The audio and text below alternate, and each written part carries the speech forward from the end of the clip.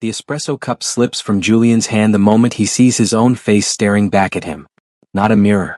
Not a photograph. A child, no more than 4 years old, laughing behind the glass window of Café Laurent, tugging insistently at the sleeve of a man who could buy and sell Julian's entire company before breakfast. Luca Ferri. The name alone commands silence in boardrooms across 3 continents. Cold. Calculating. Untouchable. Yet here he sits in worn denim, bending down with surprising gentleness to whisper something that makes the boy giggle. But it's the third person at the table who makes Julian's world tilt on its axis. Elias. Even through the winter-frosted glass, Julian would recognize those delicate features anywhere. The Omega who once promised to love him forever. The Omega he'd asked to disappear. 5 years. 5 years of carefully constructed distance, of telling himself he'd made the right choice, that an unexpected pregnancy would have ruined everything they'd built. 5 years of believing Elias had simply moved on. He'd never imagined this. Elias reaches across the table with easy familiarity, brushing chocolate from the corner of the child's mouth. The gesture is so tender, so naturally parental, that something sharp lodges itself between Julian's ribs. Then Luca's hand covers Elias's. Not possessive. Simply there. Present in a way Julian never learned to be. The child, his child, Julian's mind screams, looks up at Luca and says something Julian can't hear through the glass. But he can read Luca's lips perfectly. Yes, mon cœur? My heart. The casual endearment, the practiced ease, the way Elias doesn't pull away, it all paints a picture Julian suddenly desperately needs to understand. He'd done the math 1,000 times in the weeks after Elias left. Had tortured himself with the possibility before ultimately deciding it was better not to know. Cleaner. Simpler. But mathematics doesn't lie. The child was conceived during their engagement. The dates align perfectly with their last weekend in Nice, when Julian had actually let himself be present, had actually made love to Elias like he meant something. Before fear made him cruel. The boy shifts in his seat and winter sunlight catches his profile. Julian's own nose. His mother's chin. That stubborn set to his jaw that Julian sees every morning in the mirror. The evidence is undeniable. That's his son calling another man Papa. Julian's breath comes in short, painful gasps. His pulse hammers against his temples. The busy Geneva street blurs around him as a single memory surfaces with devastating clarity. You're being hysterical, Elias. We can fix this quietly. No one has to know. Fix this? Julian, this is our... Don't. Just don't. I never agreed to this. You were supposed to be careful. The look on Elias's face that night. Not anger. Worse. Disappointment so profound it had made Julian feel like a stranger to himself. He'd convinced himself he was being practical. Protecting their future. They were both barely 30, their careers just taking off. A child would have complicated everything. But watching Elias now, confident, radiant, whole in a way he never was during their engagement, Julian realizes the truth he's been running from. He hadn't been protecting their future. He'd been protecting himself. Inside the cafe, Luca lifts the boy onto his lap with practiced ease, and the child burrows against his chest like he belongs there. Like he's done it 1,000 times before. Elias smiles, soft and genuine and utterly content, in a way he never smiled at Julian. The contrast is devastating. Julian had loved Elias. He's certain of that. But he'd loved him carefully, conditionally, always with one foot out the door in case things got too complicated. And when they did, he'd run. Someone else hadn't. Through the window, Elias glances up. For one suspended moment, their eyes meet. Julian expects anger. Accusations. The rage he probably deserves. Instead, Elias's expression shifts through something that looks almost like pity. Then he simply looks away, turning his attention back to the family Julian chose to abandon. The dismissal is surgical. Julian doesn't exist here. He's irrelevant to this moment, to this life, to the child who should have been his. His hands shake as he pulls out his phone, fingers hovering over Elias's old number. It's still saved. He never could bring himself to delete it. But before he can make that mistake, the cafe door opens. Luca emerges first, the boy perched easily on his hip. Elias follows, and Julian's breath catches at how beautiful he still is. More beautiful, somehow, without the weight of Julian's expectations crushing him. They walk past Julian without noticing him. The boy is chattering excitedly in rapid French and Italian, switching between languages with the ease of a child raised in multiple worlds. Worlds Julian should have given him. Papa, can we get gelato? Per favor? Luca laughs, rich and genuine. Mathis, you just had chocolate. Mathis. His son has a name. A personality. A whole existence Julian knows nothing about. But Papa Luca always says yes. The boy, Mathis, argues with devastating logic, grinning up at Elias. Papa Luca spoils you. Elias corrects, but there's no heat in it. Only affection. Papa Luca. The words hit Julian like a physical blow. They're halfway down the street when Mathis drops something. A small stuffed elephant. It tumbles onto the cobblestones directly in front of Julian. He picks it up on instinct, the worn fabric soft against his palm. Well loved. Precious. Mathis turns back, those impossible familiar eyes, Julian's eyes, meeting his for the first time. Merci, monsieur. The boy doesn't recognize him. Why would he? Julian tries to speak, but his throat has closed. He manages to hand over the toy with trembling fingers. Mathis takes it and runs back to his parents, who are waiting a few steps ahead. Elias's gaze finds Julian again. This time there's something else in his expression. Not pity. Not anger. Understanding. He sees exactly what Julian has realized. And that somehow makes it worse. Come, mon ange, Luca murmurs, his hand settling protectively on Elias's lower back. It's getting cold. They disappear around the corner, a perfect unit of 3, leaving Julian alone on the cobblestones with the weight of 5 years of mistakes pressing down on his chest. His phone buzzes. A message from his assistant about tomorrow's merger meeting. The deal he's been working on for months. The career he prioritized over everything else. It all feels meaningless now. Because somewhere in Geneva, his son is asking for gelato. And Julian isn't the one who gets to say yes. Chapter 2, The Life Before the Fall. 5 years earlier, Paris. Elias stares at the positive test in his trembling hands and allows himself for exactly 3 minutes to be happy. The bathroom of their Marais apartment is perfectly appointed.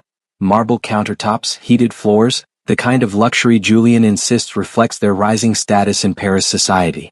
Everything in their life together is carefully curated. Beautiful. Controlled. Including, Elias has learned, their affection. But this tiny collection of cells growing inside him, this is real in a way nothing else has been for months. He'd noticed Julian pulling away after the engagement party. Small things at first. Working later. Checking his phone during dinner. That distracted look when Elias spoke about wedding plans, like he was solving an equation instead of listening. Elias had convinced himself it was normal. Pre-wedding jitters. The pressure of Julian's promotion to senior partner. Alpha showed love differently, through providing, protecting, not grand romantic gestures. He told himself this so many times he'd almost believed it. But a baby would change everything. Babies made things real. Permanent. Undeniable. This would remind Julian why they'd chosen each other in the first place. Elias places one hand over his still flat stomach, imagining the future. Julian's face when he tells him. Surprise giving way to joy. Those rare, genuine smiles Elias fell in love with. Maybe Julian would even pull him close the way he used to, before everything became so carefully measured. The apartment door opens. Elias? I need to leave for London in an hour. The Beaumont contract. Julian stops in the bathroom doorway, his tailored suit already perfect, briefcase in hand. He's always leaving for somewhere these days. His eyes drop to the test in Elias's hand. For one suspended moment, Elias sees something flicker across his Alpha's face. Not joy. Something closer to calculation. Julian, Elias breathes, hope and fear tangling in his chest. I know this is unexpected, but... How far along? Julian's voice is unnaturally calm. Too calm. The question isn't what Elias expected. Not are you sure or how do you feel or even what do we do. Just facts. Dates. Information. I don't know exactly. Maybe 6 weeks? From that weekend in Nice. Nice. Julian sets down his briefcase with careful precision. When was your last heat? Julian, does that really... When, Elias? The sharpness in his tone makes Elias flinch. 8 weeks ago. But you know I'm irregular, the doctor said. So you're certain of the timing. It's not a question. Something cold unfurls in Elias's stomach. What are you asking me? Julian runs a hand through his perfectly styled hair, disrupting it for the first time in months. I'm asking if you're certain this is, if the dates align with. He trails off, but the implication hangs between them like poison. With you. Elias's voice breaks. You're asking if you're the father? I'm asking for certainty. We've been careful, Elias. You know how important timing is right now. The partnership, the merger. I'm pregnant with your child and you're worried about a merger? The words come out louder than Elias intends. Julian's jaw tightens. That look he gets when emotions threaten the order he's so carefully constructed. Don't be hysterical. I'm trying to understand the situation. Hysterical. Elias laughs, brittle and sharp. I'm telling you we're having a baby and you're treating it like a quarterly report. Julian's expression shifts into something that looks almost like patience. The kind you'd use with a child. Elias, listen to me. This is serious. We need to think rationally about our options. Our options. Yes, options. Julian steps closer, his scent, cedar and bergamot, once comforting, now feels suffocating.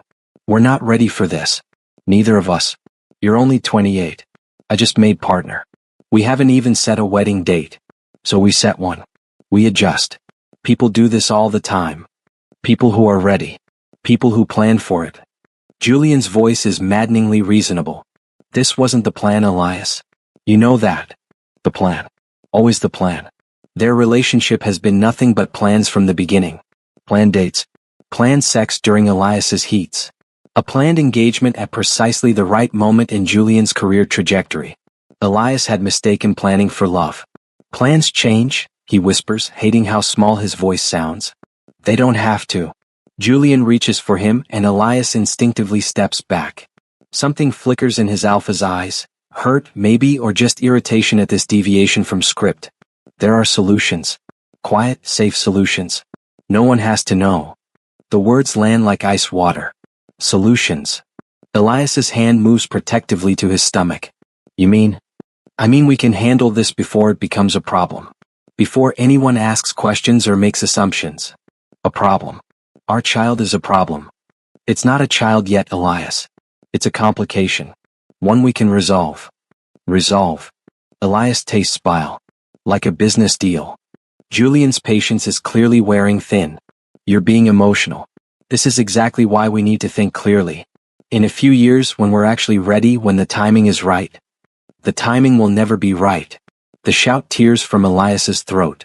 There will always be another merger, another partnership, another reason to wait. Lower your voice. The neighbors. I don't care about the neighbors. For the first time in their 2-year relationship, Elias sees genuine anger cross Julian's face. Not the controlled frustration he's witnessed before, but real fury. Then maybe you should care about me. About us. About what this will do to everything we've built. We haven't built anything. You've built a career and I've just been decorating the background. The truth of his own words hits Elias like a slap. All those dinner parties where he played the perfect Omega fiancé. The charity galas where he smiled and charmed and made Julian look good. The careful molding of himself into exactly what an ambitious alpha partner needed. When had he stopped being a person and become an accessory? Julian's expression goes cold. Close. If that's how you feel, then perhaps we need to reconsider more than just the pregnancy. The threat is clear. Choose the baby or choose him. Elias's hands shake. You would leave me? Over this. I would leave a situation that doesn't serve either of us anymore. Julian adjusts his cufflinks. A nervous tell Elias has learned to recognize. You're clearly not happy. I'm clearly not what you need. Maybe this is a sign that we rushed into things. We've been together for 2 years. We're engaged. An engagement we can quietly end before it becomes legally complicated.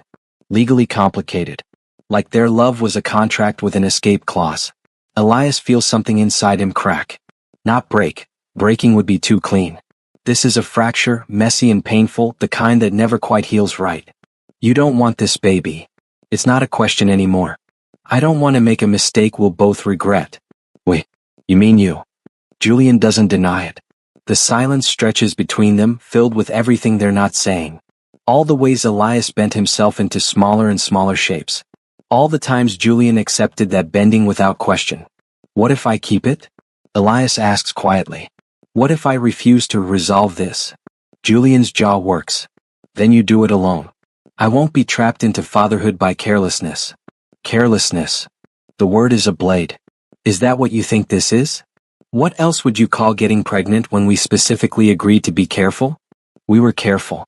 I was on suppressants. We used protection during my heat. Clearly not careful enough. The accusation hangs in the air, ugly and final. Elias looks at this man he promised to marry. Really looks past the handsome face and expensive suits and carefully constructed image. He sees someone who will always choose the easier path. Someone who loves in theory but not in practice.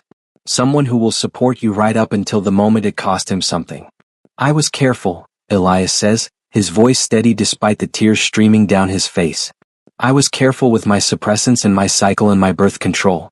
But you know what I wasn't careful with? My heart. I gave it to someone who was never going to keep it safe.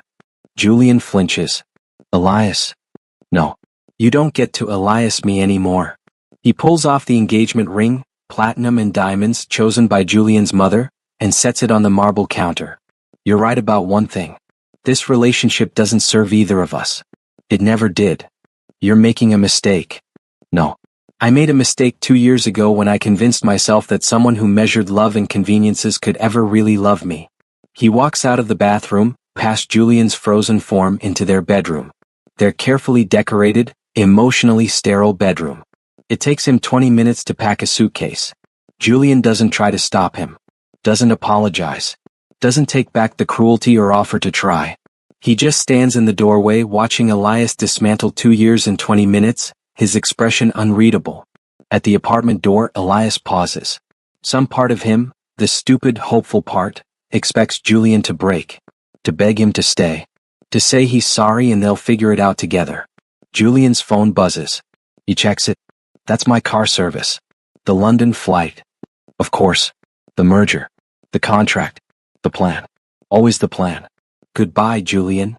Elias walks out, the door clicking shut behind him with a finality that sounds like the end of everything. He makes it exactly 3 blocks before he has to sit down on a bench, suitcase at his feet, and let himself completely fall apart. Around him, Paris continues its beautiful indifference. Couples stroll past, tourists take pictures. Life moves forward like his heart isn't breaking into pieces small enough to slip through the cracks in the sidewalk. His phone buzzes. For one foolish second, hope flares. It's not Julian. It's his mother. Remember lunch tomorrow? Bring Julian. Can't wait to discuss wedding plans. XXX. Elias deletes the message. Then he deletes Julian's number. Then he blocks it before his weakness can outweigh his sense. The November wind cuts through his coat. He's homeless.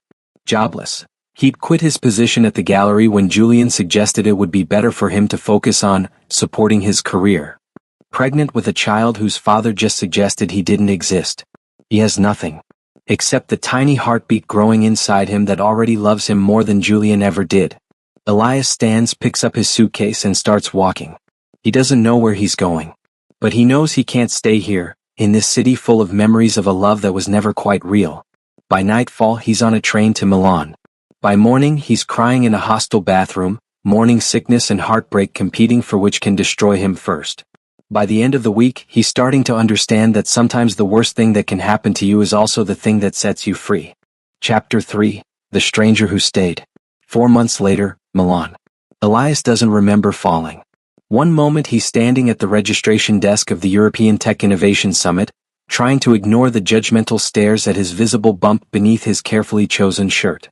The next, the marble floor is rushing up to meet him and everything goes dark. He wakes to the antiseptic smell of a private clinic and the worst fear he's felt since leaving Paris. The baby. His hand flies to his stomach, still round, still there, and a quiet voice says, "Your son is fine." Strong heartbeat. The doctor just checked. Elias's head snaps toward the voice. The man sitting in the corner of his private room is breathtaking in a way that has nothing to do with conventional attractiveness and everything to do with presence. Dark hair silvering at the temples, sharp cheekbones, and eyes that seem to see through pretense. He's dressed simply, black sweater, dark jeans, but everything about him screams power. Elias recognizes him immediately. Luca Ferri. Tech mogul. Venture capitalist. The man who turned a failing startup into a multi-billion-euro empire before he was 35. Featured in Forbes, Bloomberg, every major business publication. And completely, utterly out of place in Elias's hospital room. Monsieur Ferri? Elias's voice comes out hoarse. Why are you? You collapsed during my keynote presentation. Luca's Italian accent is subtle, refined. Security called an ambulance. I wanted to make sure you were all right. Oh God. Mortification floods through Elias. I'm so sorry. I didn't mean to disrupt. You didn't disrupt anything. Luca leans forward slightly. When was the last time you ate? The question is so unexpected, so gentle, that Elias feels tears prick his eyes. He's been asked a lot of questions over the past 4 months, mostly invasive ones about the father, about his situation, about his plans. No one has asked if he's eaten. Yesterday? Maybe? Yesterday. Luca's expression doesn't change, but something flickers in his dark eyes. And before that? I don't remember. It's the truth. The past 4 months have been a blur of survival. The hostel, then the cramped studio apartment in a neighborhood where no one asks questions. Freelance translation work that barely covers rent. Eating becomes optional when you're choosing between food and prenatal vitamins. His friends from Paris stopped calling after the first few weeks of vague excuses. The art world, so welcoming when he was Julian's fiancée, closed its doors the moment he became a pregnant Omega without an alpha's protection. Invitations disappeared. Contacts went cold. Even his mother, after one disastrous phone call where Elias refused to name the father or come home in shame, stopped reaching out. Milan was supposed to be a fresh start. Anonymous. A place where no one knew him as the Omega who got pregnant and dumped. Instead, it's become a different kind of prison. The doctor said you're dehydrated and malnourished, Luca says, still in that maddeningly calm voice. He wants to keep you overnight for observation. I can't afford. Panic spikes through Elias's chest. I don't have insurance that covers. It's handled. What? The bill. It's handled. Elias stares at this stranger who speaks like paying for a private clinic stay is equivalent to buying coffee. I can't accept that. I don't even know you. You don't have to know me to accept help. I can't take your charity. It's not charity. Consider it an apology. For what? For not noticing sooner that someone at my conference was struggling. Luca stands and Elias realizes he's taller than he appeared sitting down. Broader. The kind of alpha presence that would normally make Elias nervous, but somehow doesn't. Rest. Eat what the nurses bring you. We can discuss everything else tomorrow. There's nothing to discuss. I'll be gone tomorrow. Will you? Luca pauses at the door. Where will you go? The question isn't cruel. Just factual. And Elias has no answer. Back to his studio with the broken heating and the neighbors who complain about Omega Sense? Back to skipping meals and pretending he's fine? Back to a life that's slowly killing him and the baby he's fighting so hard to protect? Luca seems to read the answer on his face. Tomorrow, he repeats. We'll talk tomorrow. He's gone before Elias can protest. Tomorrow comes with breakfast in bed, a doctor's clearance, and Luca Ferri sitting in the same chair, reading a financial newspaper like he has nowhere else to be. You came back, Elias says stupidly. I said I would. Luca folds the paper. How are you feeling? Better. Thank you. For everything. But I really can't accept. I have a proposition for you. Elias's stomach clenches. He's heard propositions before. From alphas who saw a pregnant Omega as vulnerable. Easy. Desperate enough to accept things no one should have to accept.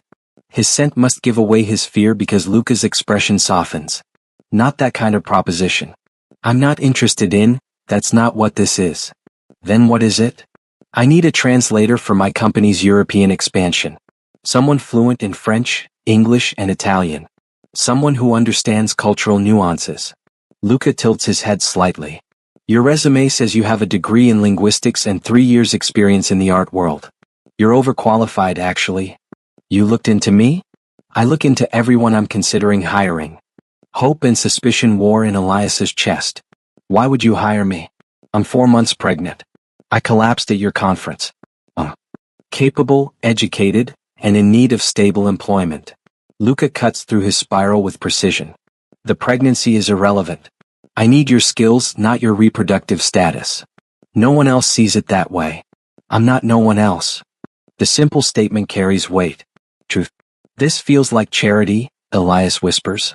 This is business. Luca pulls out a contract, already prepared, already official. Standard salary, health insurance that covers pregnancy and delivery, parental leave. The position is in Zurich, where my main office is located. I can arrange temporary housing until you find something permanent. Elias stares at the contract. The numbers blur. The salary alone is more than he's made in the past 4 months combined. Why? His voice breaks. Why would you do this for someone you don't know? Luca is quiet for a long moment. When he speaks, there's something in his voice Elias can't quite identify. Let's just say I understand what it's like to face impossible odds alone. And I learned that sometimes the kindness of strangers is the only thing that saves you. There's a story there. Pain hidden beneath that controlled exterior. I don't need saving, Elias says, but it sounds weak even to his own ears. No. You need a job and health insurance. I'm offering both. Luca stands, setting the contract on the bedside table. Take the day to think about it. If you're interested, my assistant's number is on the last page. He's almost to the door when Elias calls out, "What if people ask?" About the baby. About the father. Luca turns back and something in his expression makes Elias's breath catch. Tell them it's none of their business. Or tell them the truth. Either way, it won't affect your employment. The truth is complicated. Most truths are. Elias signs the contract that night. By the end of the week, he's in Zurich, installed in a furnished apartment overlooking the lake. By the end of the month, he's proved his worth 10 times over, translating complex technical documents and smoothing over cultural misunderstandings that would have derailed deals. Luca treats him like a colleague. Respectful. Professional. Never intrusive. But he also notices things. When Elias skips lunch, food appears at his desk. When he mentions difficulty sleeping, an ergonomic chair materializes. When he admits he doesn't have a doctor in Zurich yet, Luca's assistant books him with the best prenatal specialist in the city. You don't have to do this, Elias says after the 5th unsolicited kindness. I'm taking care of my employee, Luca replies. You're valuable. I'm investing in keeping you healthy. But it feels like more than that. It feels like someone finally seeing him as human. The rumors start 2 months later. At a charity gala, Elias attends as Luca's translator. He's 6 months pregnant now, impossible to hide. The whispers follow him through the glittering crowd. That's Ferry's translator. Pregnant and unmated.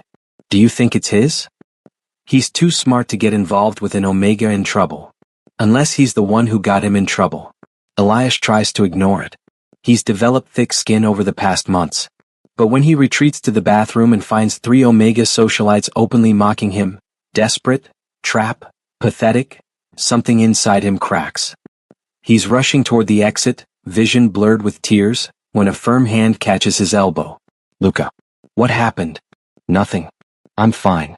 I just need air. Luca's eyes scan his face, then the bathroom door where the Omegas are emerging. Understanding flashes across his features. Stay here. Luca, don't. But he's already walking back into the ballroom, making his way to the stage where the event organizer is preparing to announce the evening's donations. Elias watches in horror as Luca takes the microphone. Before we continue, I'd like to address something. His voice carries authority that silences the room. There have been questions about my personal life. Speculation. Rumors. I prefer to keep my private life private, but it seems that courtesy isn't being extended to someone I care about. The room goes deadly quiet. Elias Laurent is here tonight as my guest and my partner. The child he's carrying is mine. Elias's world tilts. I will not tolerate disrespect toward him or invasive questions about our family. Is that clear? It's not a question. It's a command. The room erupts in whispers, but they're different now. Deferential. Respectful. Luca returns to Elias's side, his expression unchanged. We're leaving. You told them. Elias can't form coherent words. I told them what they needed to hear.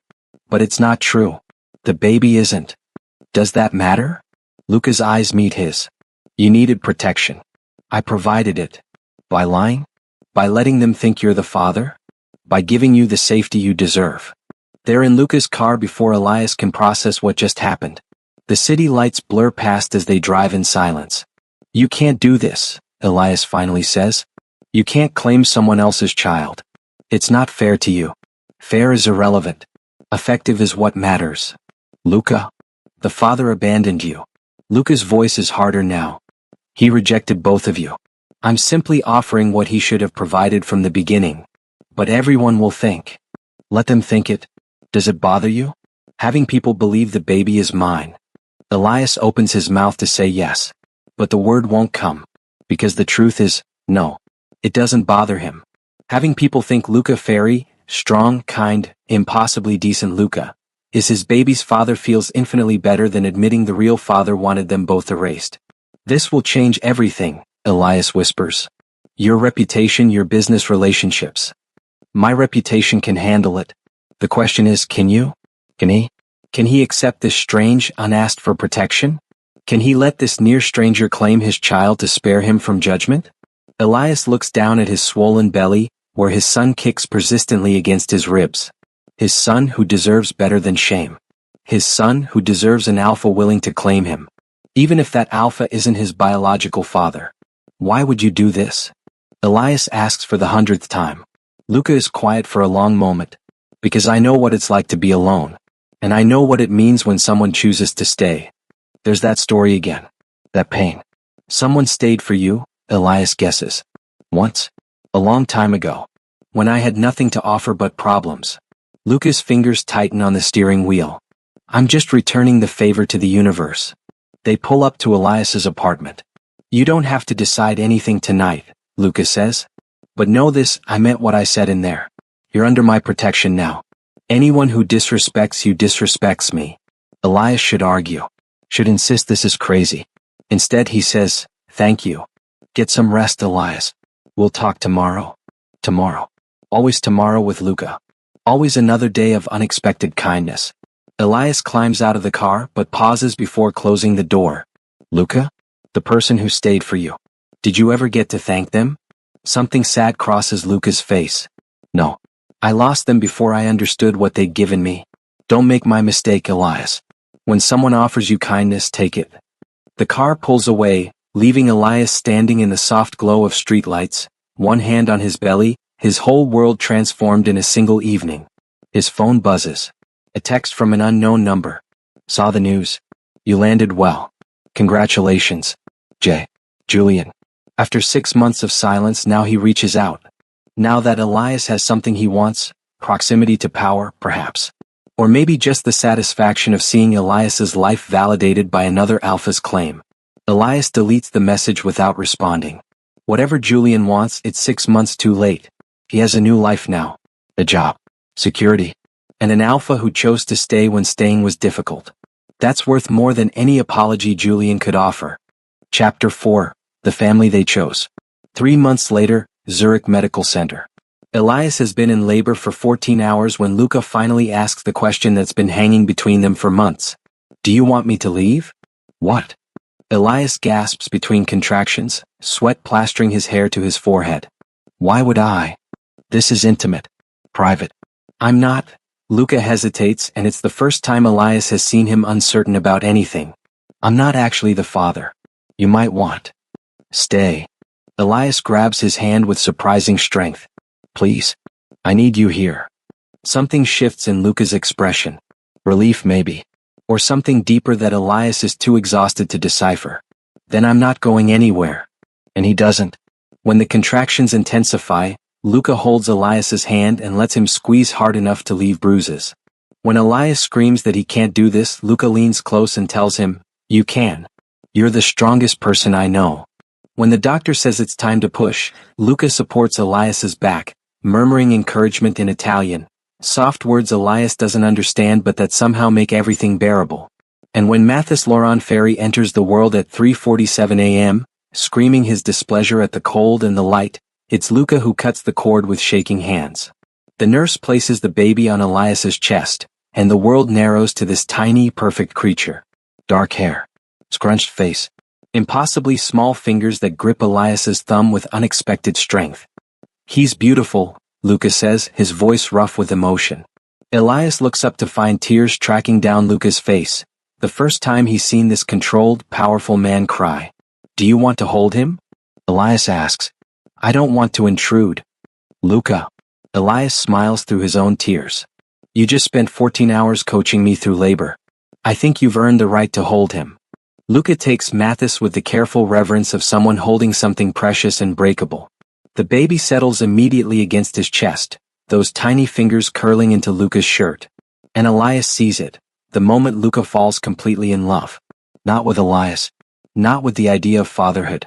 With this specific child, who isn't his by blood but who he's already claimed in every way that matters. "Hello, Piccolo," Luca whispers. "I'm Luca. I'm going to take care of you. I promise." It's a vow. Sacred and unbreakable. And watching them together, this alpha who chose them, this baby who will never know he was unwanted, Elias feels something inside him finally heal. 6 weeks later. The 3 a.m. feedings are destroying Elias. He's stumbling toward Mathis's nursery for the third time that night when he finds Luca already there, the baby cradled against his bare chest, a bottle in hand. "I've got him," Luca says softly. "Go back to bed. You have a board meeting in 4 hours. And you haven't slept more than 2 hours straight in 6 weeks. But now." Elias is too exhausted to argue. He wakes 6 hours later, sunlight streaming through his window, panic spiking through his chest. Mathis.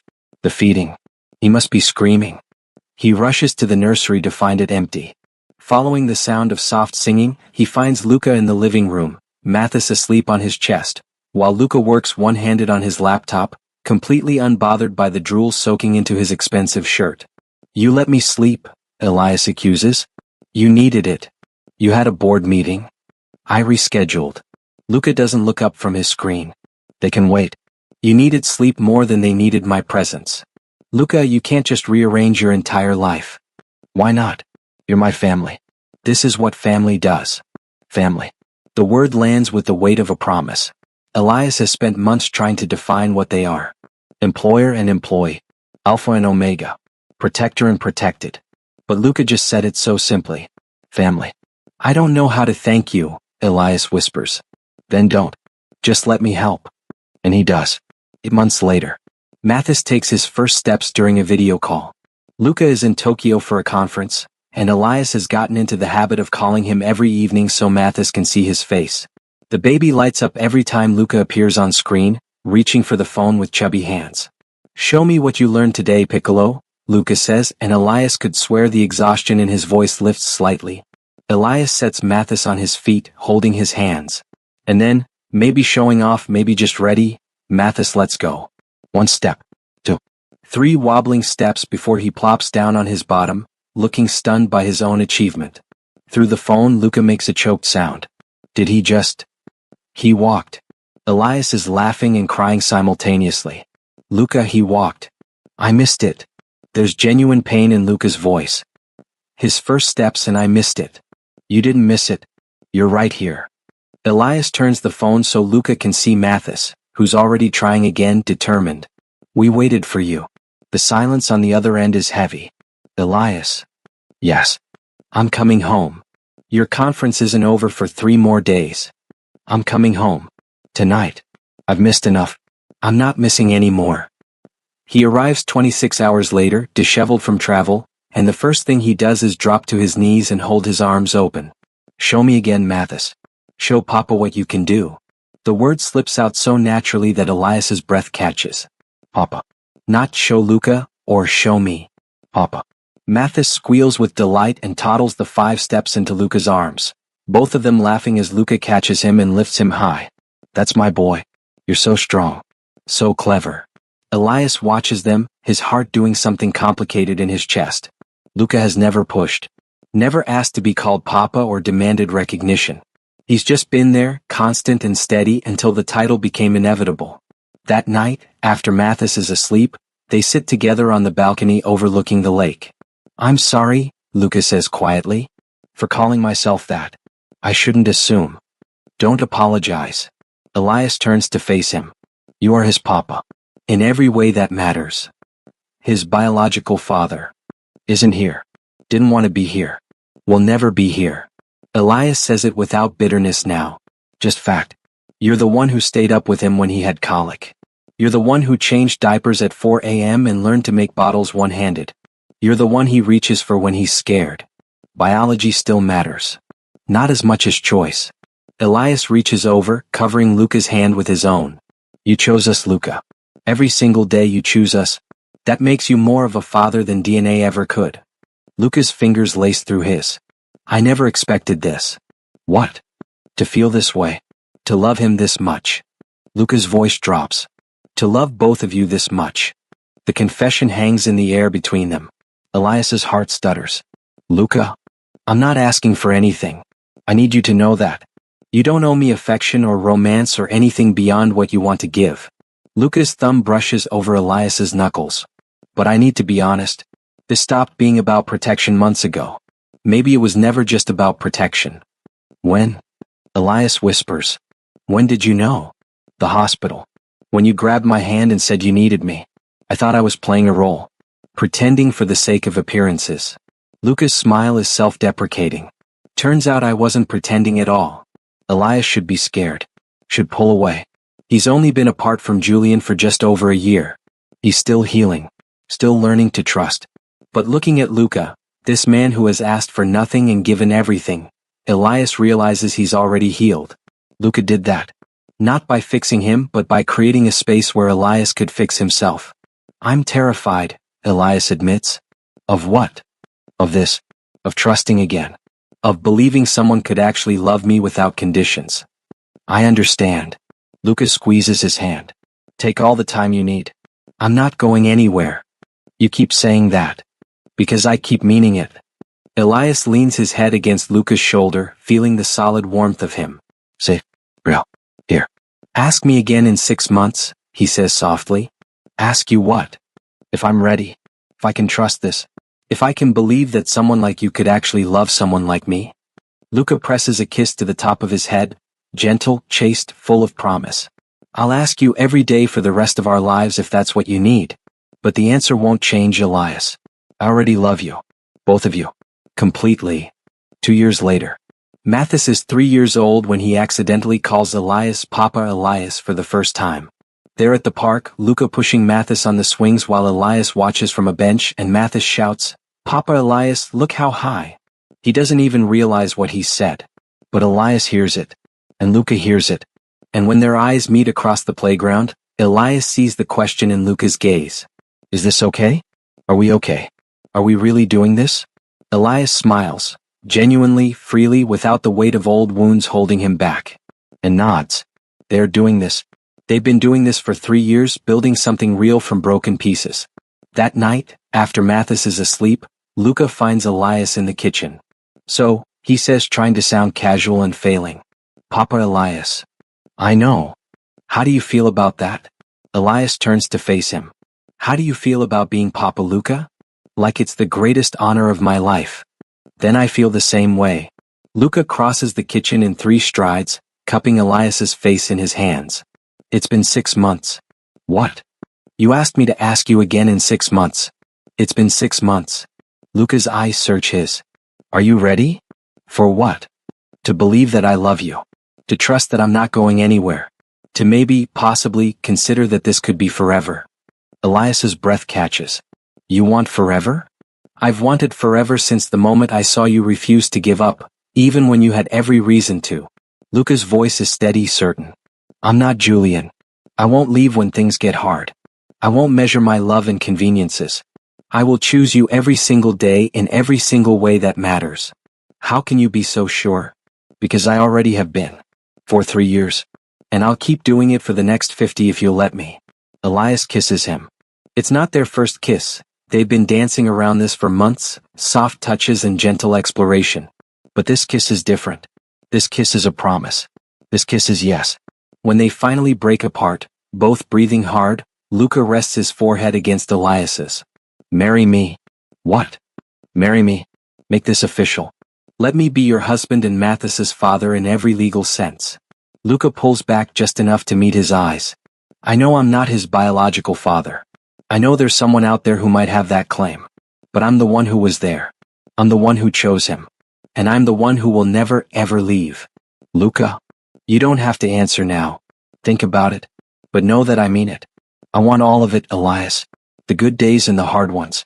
The midnight feedings and the terrible twos and the teenage years. I want lazy Sundays and stressful Mondays and everything in between. Elias thinks about Julian. About love that disappeared the moment it was tested. Then he thinks about Luca. About 3 years of steady, unwavering presence. About a man who flies home early just to see a baby take his first steps. About someone who holds you through labor for a child that isn't his and calls it an honor. Yes, he whispers. Yes. Yes, I'll marry you.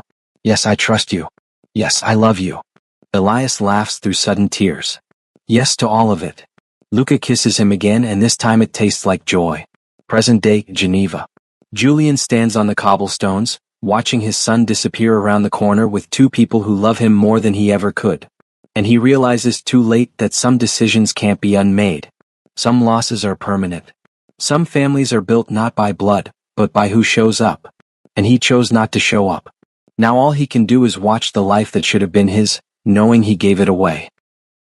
Chapter 5. The Truth He Can't Escape. 3 days after the cafe. Julian hasn't slept in 72 hours.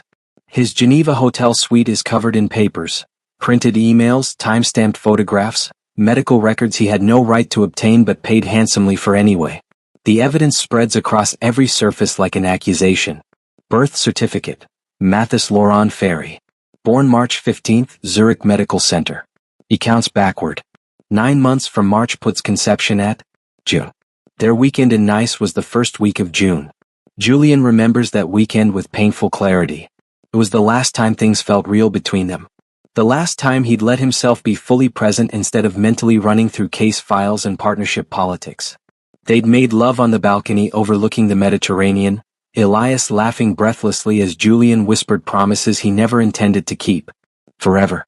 Always. You're everything. Lies that felt like truth in the moment. 4 weeks later, Elias told him about the pregnancy. 6 weeks later, Elias was gone. And now, 4 years later, Julian is staring at school enrollment documents he should never have been able to access, seeing his own childhood handwriting in Mathis's awkward attempts at letters. The resemblance isn't subtle. It's damning. His phone buzzes. His private investigator, because of course Julian hired one, unable to leave well enough alone. Final report attached. DNA probability based on photographic analysis. 94%. Birth records confirm no other candidates during the conception window. Subject Elias Laurent had no other partners during the relationship period. The child is yours. Yours. The word hits like a freight train. Julian opens the attached photo file with shaking hands. Pictures the investigator pulled from social media, public records, society pages. Mathis on his first day of school, backpack nearly as big as he is, grinning at the camera. Those are Julian's eyes. His smile. Mathis at a charity gala, holding Luca's hand, wearing a tiny suit. Julian's grandmother's nose. His father's stubborn chin. Mathis at the lake, laughing as Elias chases him, and Julian can see himself at that age in every angle of that small, perfect face. His son. Not maybe. Not possibly. Definitively, undeniably his. And Julian told Elias to get rid of him. The nausea hits so hard Julian barely makes it to the bathroom.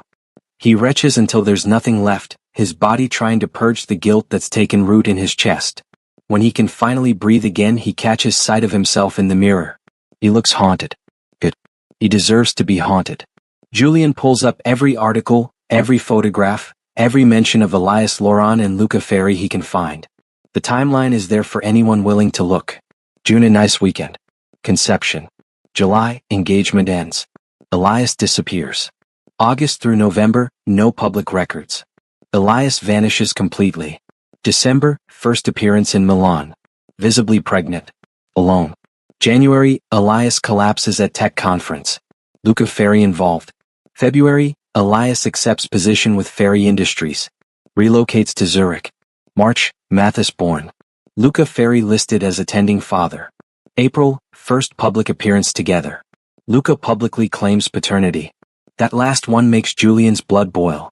He finds the charity gala footage, watches Luca take the microphone and lie to a room full of Geneva's elite.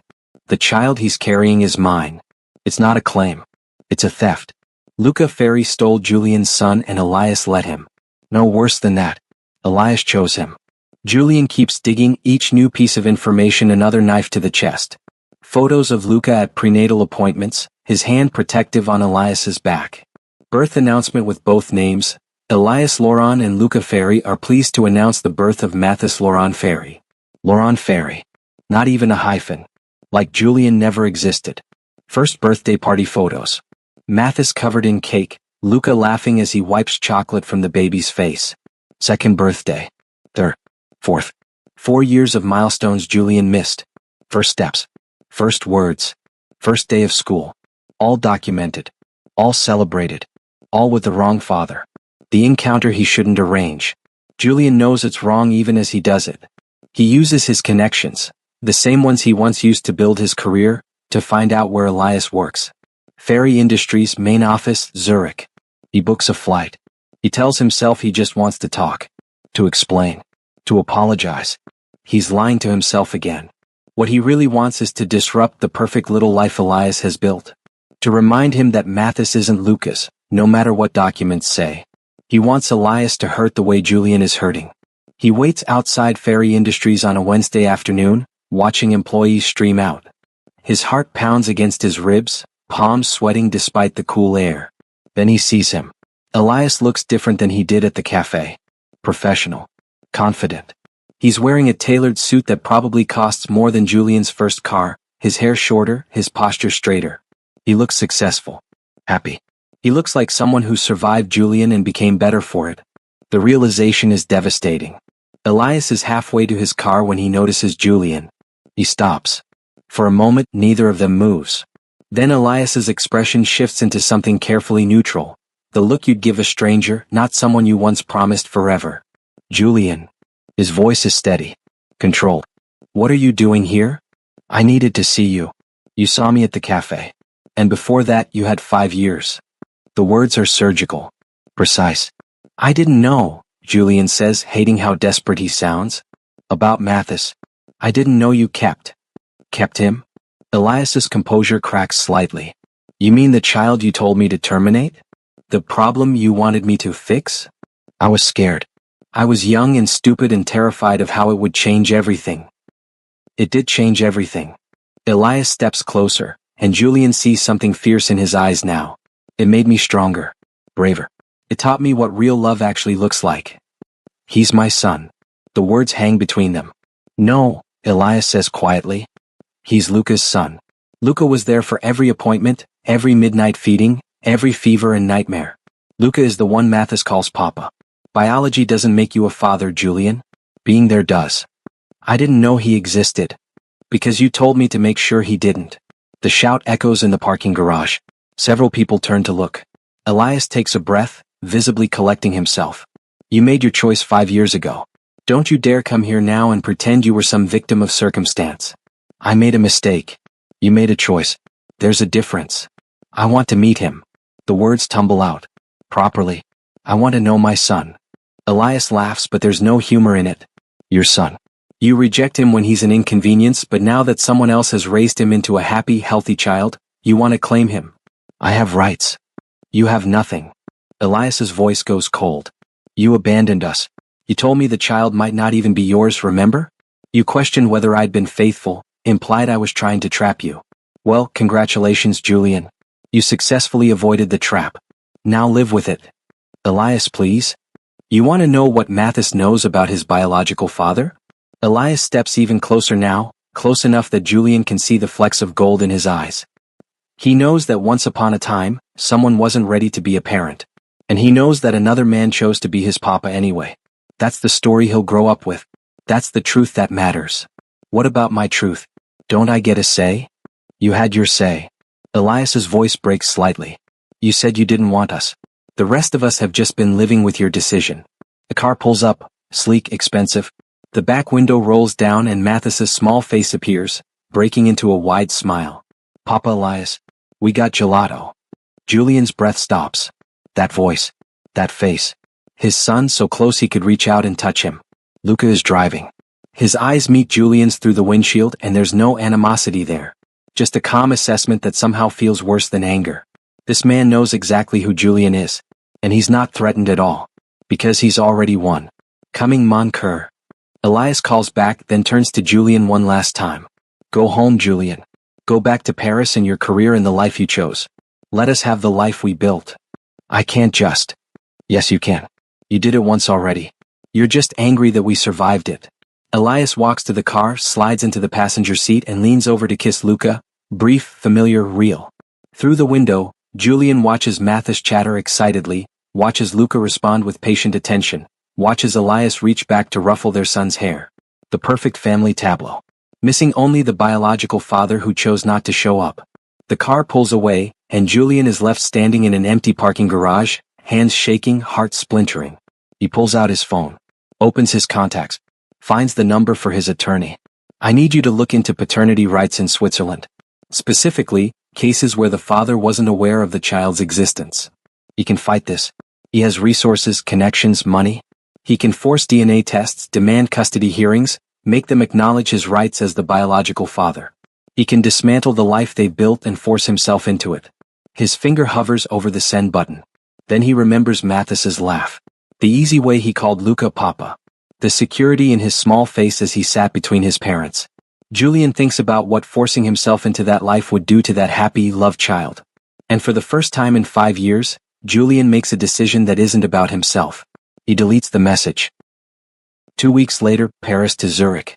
Julian shows up at Elias's apartment on a Saturday morning with flowers and the weight of 5 years of regret. He's rehearsed this, planned it, hired a therapist specifically to help him articulate what he needs to say. He's prepared for anger, for rejection, for doors slammed in his face. What he's not prepared for is Elias opening the door in worn jeans and a paint-stained shirt, Mathis visible behind him building an elaborate tower of blocks, and simply saying, "I wondered when you'd come back." Not if, when. Like Julian's inability to let go was predictable. Pathetic even. "Can we talk?" Julian holds out the flowers, peonies, Elias's favorites. He remembers that much. Elias looks at them without taking them. Luca's picking Mathis up in an hour for their swimming lesson. You have until then. It's not an invitation. It's a time limit. Elias steps aside, letting Julian enter the home he's built without him. The apartment is beautiful, warm and lived in a way their Paris place never was.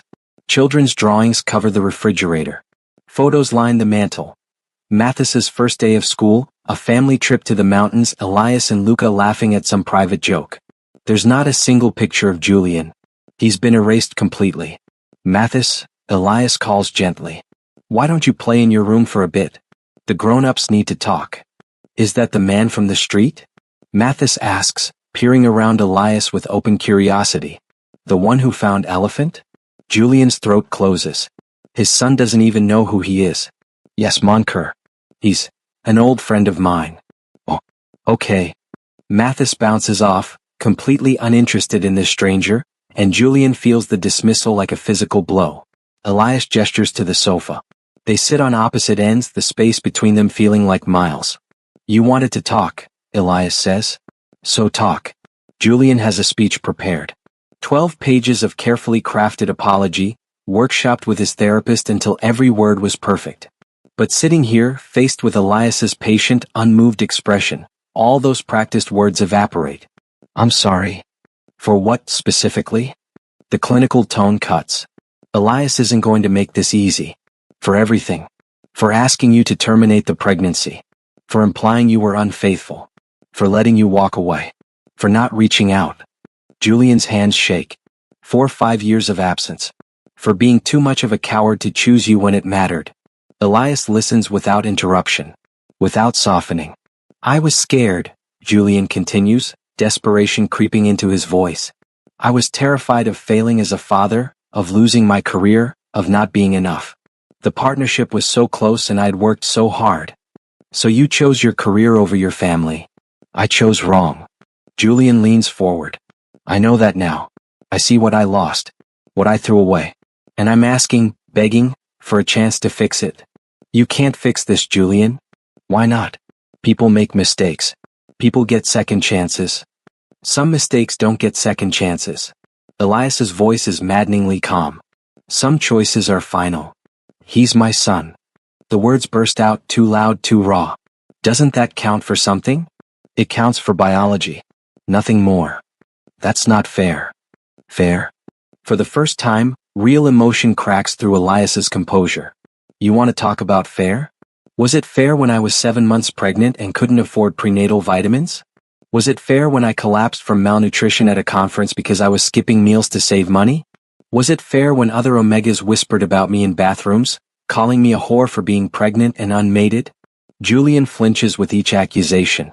"You made your choice in Paris," Elias continues. "You chose your comfort, your career, your reputation. You don't get to waltz back in now that the hard part is over and claim the rewards. I loved you. I still love you. The confession falls flat. Elias looks at him with something that might be pity. No, Julian. You love the idea of me. The version that was convenient and uncomplicated. The moment I became real, messy and demanding and pregnant, you ran. I made a mistake. You made a choice. Elias stands pacing to the window. Love that disappears when tested isn't love. It's convenience wearing love's mask. That's not fair. People get scared. Luca was scared too. The name lands like a slap. Luca, Julian spits, unable to keep the venom from his voice. The man who swooped in and played hero with my family. Your family? Elias turns and there's steel in his eyes now. You forfeited that claim when you told me to fix the problem. He's not Mathis's father. He's more Mathis's father than you'll ever be. The certainty in Elias's voice is devastating. He teaches Mathis to swim, helps him with his letters, sits through terrible children's theater productions and pretends they're Broadway shows. He knows Mathis is afraid of thunderstorms and loves strawberries but hates strawberry-flavored anything. He knows exactly how to cut the crusts off sandwiches and which stuffed animal Mathis needs to sleep. Each detail is a knife. Do you know any of that, Julian? Do you know your son at all? I would if you'd let me. I didn't stop you. You stopped yourself 5 years ago. Julian stands, frustration boiling over. So what, I'm just supposed to accept this? Accept that some stranger gets to raise my child? Luca isn't a stranger. He's Mathis's papa. And he earned that title through 4 years of showing up. I could fight this. Legally, I have rights. Try it. Elias's voice goes cold. Take me to court. Demand DNA tests. Force your way into Mathis's life. He steps closer, unflinching. And I will tell that judge every detail of how you rejected us. How you suggested the baby wasn't yours. How you never once reached out to see if we survived. Elias. I will bring character witnesses who'll testify to Luca's 4 years of active parenting versus your 5 years of absence. I will show them photos of Mathis's birthdays, his first steps, his first day of school, all the moments you missed by choice. Julian's hands clench into fists. You can't keep him from me forever. I'm not keeping him from you. You are. Elias's expression softens slightly, but not with warmth. With pity. You're so focused on what you've lost that you can't see what Mathis has gained. He has 2 parents who adore him, who chose him, who will never make him feel like an inconvenience. I wouldn't. You already did. The words hit like a punch. Through the window, Julian sees a car pull up. Expensive. Familiar. Luca. Your hour's up, Elias says quietly. Please. Just let me talk to him. Let me explain. Explain what? That you're his biological father but didn't want him? That you rejected him before he was born but changed your mind now that someone else did the hard work? Elias shakes his head. That's not a conversation a 4-year-old needs to have. So what am I supposed to do? Just walk away again? That's your choice to make. Just like it was 5 years ago. The apartment door opens. Luca enters and Julian is struck by how at home he looks. This isn't his apartment, but he moves through it with easy familiarity, setting down a bag of groceries, calling out, Mathis. Ready for swimming? Papa. Mathis barrels out of his room, launching himself at Luca, who catches him with practiced ease. Julian watches his son hug another man. Watches Luca press a kiss to Mathis's dark hair. Watches the easy affection that speaks to thousands of similar moments. Luca's eyes find Julian's. There's no triumph there. No smugness. Just quiet certainty. Julian. Luca nods, polite. Professional. I heard you were in town. We were just finishing, Elias says quickly. Were we? Julian can't keep the bitterness from his voice. Or were we just getting started? Luca sets Mathis down gently. Moncur, go get your swim bag. I'll be there in a moment. Mathis runs off, oblivious to the tension crackling through the room. Luca turns to Julian, and for the first time, Julian sees something other than calm patience. Something protective and fierce. I know who you are, Luca says quietly.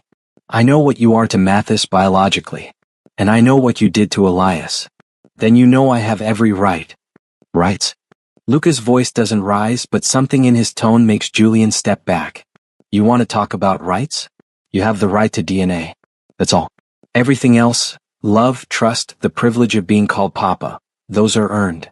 And you think you've earned them? I know I have. No arrogance. Just fact.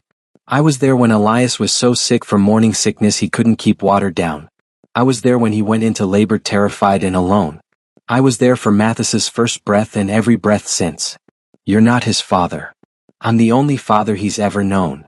Luca steps closer. And if you truly care about that child, you'll think very carefully about what barging into his life will do to him. He deserves to know the truth. He deserves to feel safe and loved. Everything else is secondary. You can't keep me from him. I'm not trying to. Luca's expression softens slightly. But I am asking you to consider what you're really trying to accomplish here. Are you trying to build a relationship with Mathis? Or are you trying to punish Elias for moving on? The question hits too close to home. I just want my son. He's not a possession to want. He's a child who needs stability. Luca glances at Elias, something unspoken passing between them. If you're serious about being in his life, then prove it. Not with flowers and apologies. With time. With consistency. With actually being there. How am I supposed to do that when you won't let me near him? I never said I wouldn't. Luca exchanges another look with Elias. But this isn't about what you want or what I want. It's about what's best for Mathis. And right now, I'm not convinced that's you. Mathis runs back in, swim bag bouncing against his small back. Ready, Papa. Luca's expression transforms, all the hardness melting into pure warmth. Then let's go, Piccolo. Say goodbye to Papa Elias. Mathis runs to Elias, who scoops him up for a kiss. Have fun, mon cœur. Listen to Papa Luca. I always do. Mathis giggles. They leave, Mathis chattering about wanting to practice his underwater swimming, and Julian is left alone with Elias in the suddenly too quiet apartment. He's good with him, Julian says, hating that he has to admit it. He's wonderful with him. Because he loves him. I could love him too. If you'd give me a chance. Elias sits back down, suddenly looking exhausted. Could you, Julian? Could you love a child who disrupts your schedule? Who needs you at inconvenient times? Who might embarrass you in front of your colleagues or slow down your career advancement? That's not fair. It's a fair question. Because that's what parenting is. Mathis had colic for 3 months. Luca walked him in circles at 3 a.m. every single night, missing important meetings, showing up to conferences exhausted. Could you have done that? Julian opens his mouth, closes it. He thinks about his perfectly ordered life in Paris. His pristine apartment. His carefully scheduled days. And he's not sure. That's what I thought, Elias says softly. You love the idea of being a father. The Kodak moments. The pride of having a son. But the reality? I don't think you're ready for that. How can I prove I am if you won't let me try? You can start by being honest with yourself about why you're really here. Elias stands, moving toward the door, a clear dismissal. Are you here because you love Mathis? Or because you can't stand that Luca has what you threw away? The question hangs in the air, unanswerable. Because Julian doesn't know anymore. Think about it, Elias says, opening the door. And when you have an answer, a real answer, maybe we can talk again. Elias. Goodbye, Julian. It's final. Unmovable. Julian walks out, and this time he knows he can't come back until he's figured out the truth Elias already knows. That wanting something and deserving it are two entirely different things. 1 month later, Paris. Julian sits in his therapist's office, finally ready to admit the truth he's been avoiding. I don't know if I love my son, he says, the words tasting like failure. I know I should. But I look at pictures of him and I feel jealous, angry, like he stole something from me. What did he steal? Elias. My future. The life I could have had if things had been different. The life you rejected, his therapist corrects gently. Yes. Julian drops his head into his hands. I rejected them both. And now I'm angry that they survived without me. That's honest. It's horrible. It's a start. Julian looks up. A start to what? To figuring out what you actually want. Not what you think you should want. Not what would make you look good or feel vindicated. What you actually want. Julian thinks about Mathis's laugh. About the way he lit up when Luca entered the room. About the security and joy radiating from that child. And he realizes something that makes his chest ache. He doesn't want to be Mathis's father. He wants to not be the man who abandoned him. But those aren't the same thing. 2 months later, a letter. Julian writes it by hand on actual paper. It takes 17 drafts. Dear Elias, You asked me to figure out why I was really there. I have. I wanted to erase my guilt. I wanted to rewrite history so I wasn't the villain in my own story. I wanted to take credit for a child I didn't raise and claim a family I didn't build. I wanted everything Luca has without having to earn it the way he did. You were right. Love that disappears when tested isn't love. And I failed that test completely. I'm not writing to ask for forgiveness. I don't deserve it. I'm writing to tell you that I'm done disrupting the life you've built. I'm done pretending I have any right to Mathis beyond biology. Luca is his father. In every way that matters. And I'm grateful, genuinely grateful, that when I failed you both, someone better was there to catch you. If Mathis ever asks about me, tell him the truth. All of it. He deserves to know that his biological father wasn't ready to be a parent. And he deserves to know that his real papa chose him anyway. I hope you're happy, Elias. I hope Luca treats you the way I should have. I hope Mathis grows up knowing he's loved. And I hope someday you can think of me as something other than the mistake you escaped. Julian. He mails it knowing he might never get a response. He doesn't. But 3 months later he receives a photograph in the mail. No note. No explanation. Just a picture of Mathis on his 5th birthday, covered in chocolate cake, laughing between his two papas. On the back in Elias's handwriting, he's loved. That's all you needed to know. Julian frames it. Not because it makes him feel better. But because it reminds him that some losses are permanent, some choices can't be unmade, and some families are built by the people who choose to stay. He wasn't one of them. But at least he can stop pretending he was. Epilogue, the life they chose. 5 years later, Lake Geneva. Mathis is 9 now, tall for his age, with Julian's eyes and Elias's smile and Luca's quiet confidence. He knows he has a biological father somewhere. Elias told him the truth when he turned 7 in age-appropriate terms, the way they'd always promised. Mathis listened carefully, asked a few questions, then said, "So I have a bio-dad who wasn't ready and a real papa who was. That's okay. Papa Luca's pretty great." And that was that. Children are remarkably resilient when they're loved enough. Today they're at the lake. The same lake where Julian first saw them, though none of them know that. Luca is teaching Mathis to skip stones. Elias watches from a blanket, his hand resting on the small bump of their second child. A daughter this time. Plant. Wanted. Already so loved. Think he'll want to meet his bio-dad someday? Luca asks that evening after Mathis is asleep. Maybe, Elias says. Probably. And if he does, we'll support that. You're remarkably generous about this. I'm realistic. Elias leans into Luca's warmth. Biology matters to some people. It might matter to Mathis. And if it does, we'll deal with it. You don't worry I'll feel replaced? Never. Elias tilts his head up for a kiss. You're his papa. Nothing changes that. Not biology. Not curiosity. Nothing. Luca kisses him, soft and sure. I love you. I love you too. Across the city, Julian sees the same sunset from his hotel window. He's in Geneva for business. He didn't try to contact them. Didn't engineer a meeting. He's learned finally that love isn't about possession. Sometimes love is letting go. Sometimes the greatest gift you can give someone is your absence. And sometimes the family you lose becomes the family you learn to be grateful for, from a distance.